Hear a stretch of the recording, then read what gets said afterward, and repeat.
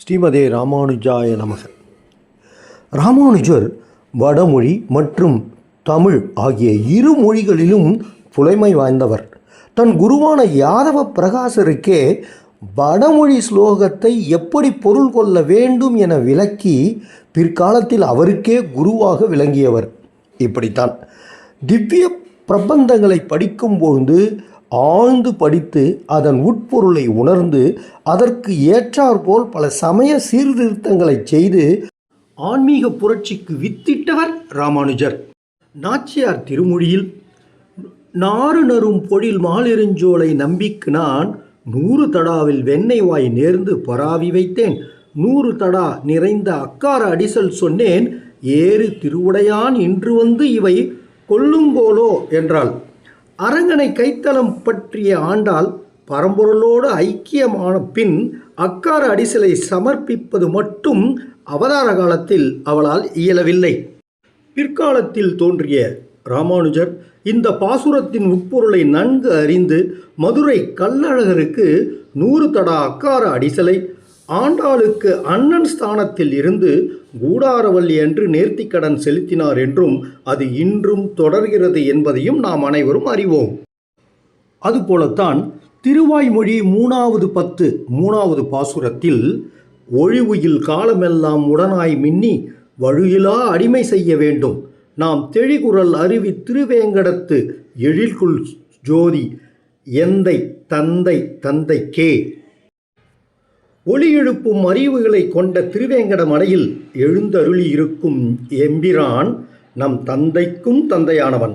அத்தகையவனுக்கு ஓய்வின்றி பணிவிடை செய்ய வேண்டும் என்பதனை அறிந்து அத்தகைய பணிகளை செய்ய துணிபவர்கள் யார் உலர் என்பதனை ராமானுஜர் அறிய விரும்பினார்.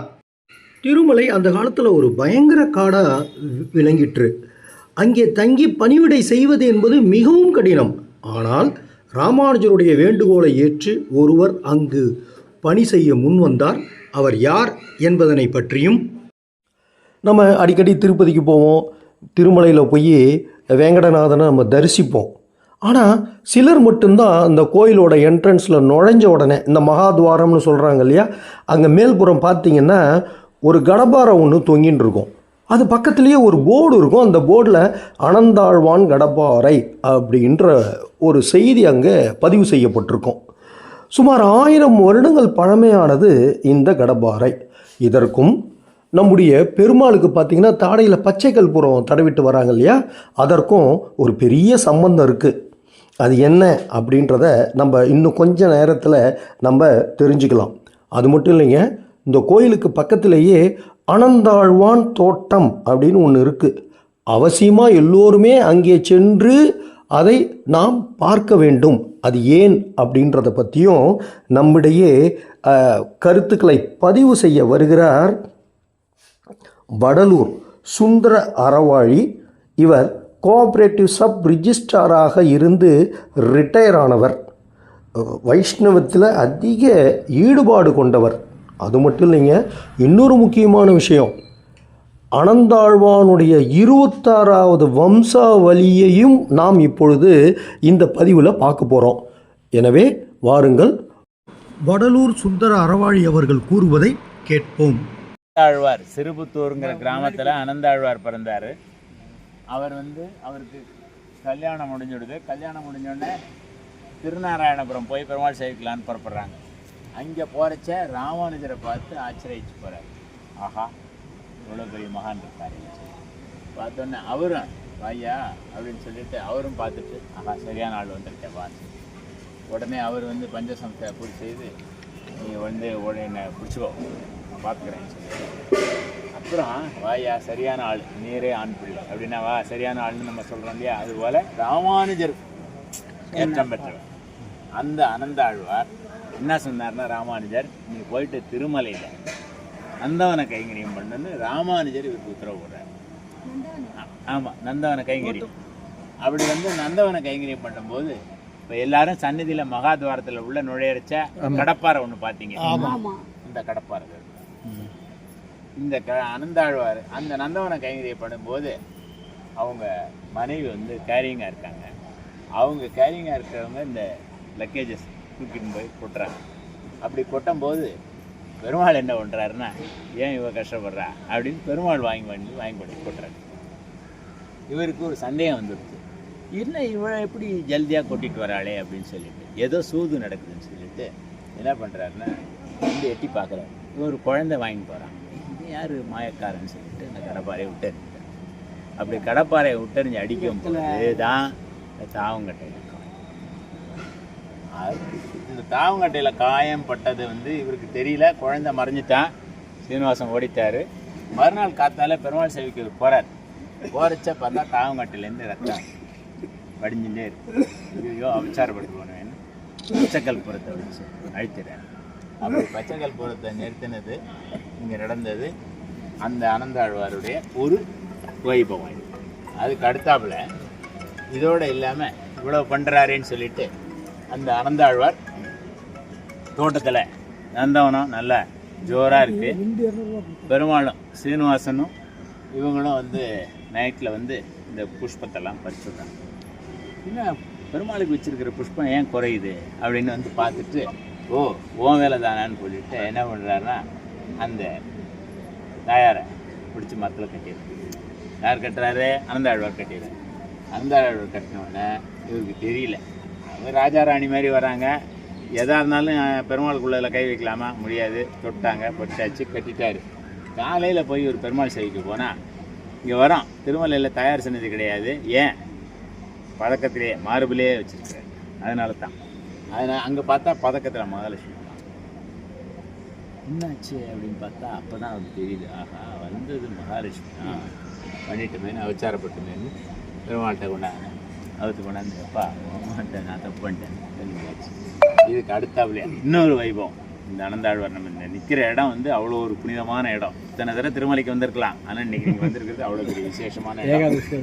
ஆமாம்.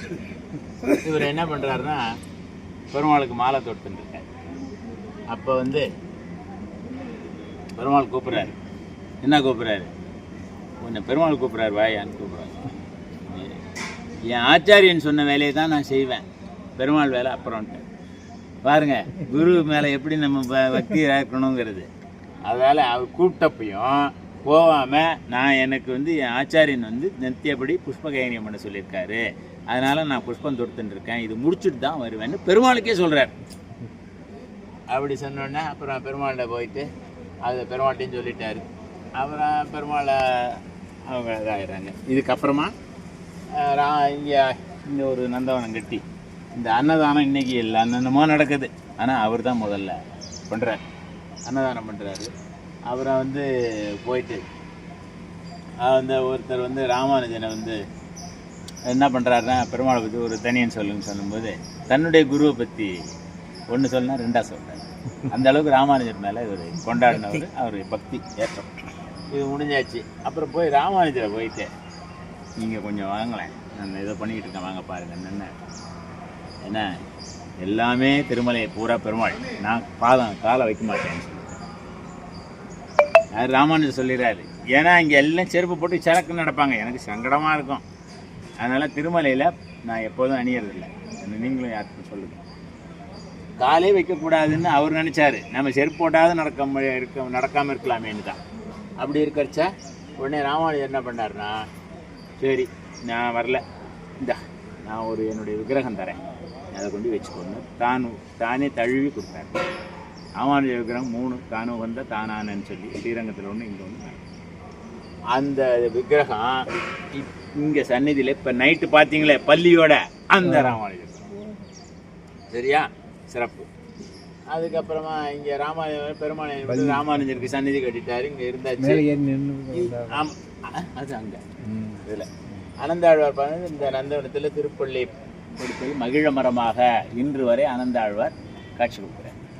இந்த அனந்தாழ்வாருடைய நாம் வந்து ஏதாவது ஒரு திரி கொடுக்கணும்னா 3 பேருக்கு சொல்கிறதுக்கு 4வது பேர் ஏண்டி கொஞ்சம் சொல்லுடி அப்படின்ற மாதிரி தான் நம்ம நிலைமை இருக்குது. ஆனால் 26வது வாரிசு தான் இப்போ சுவாமி அங்கே இருக்கிறவங்க, அவங்களுடைய அப்படியே அடுத்து 26வது வாரிசு நம்ம இப்போ பார்த்துருக்கோம்.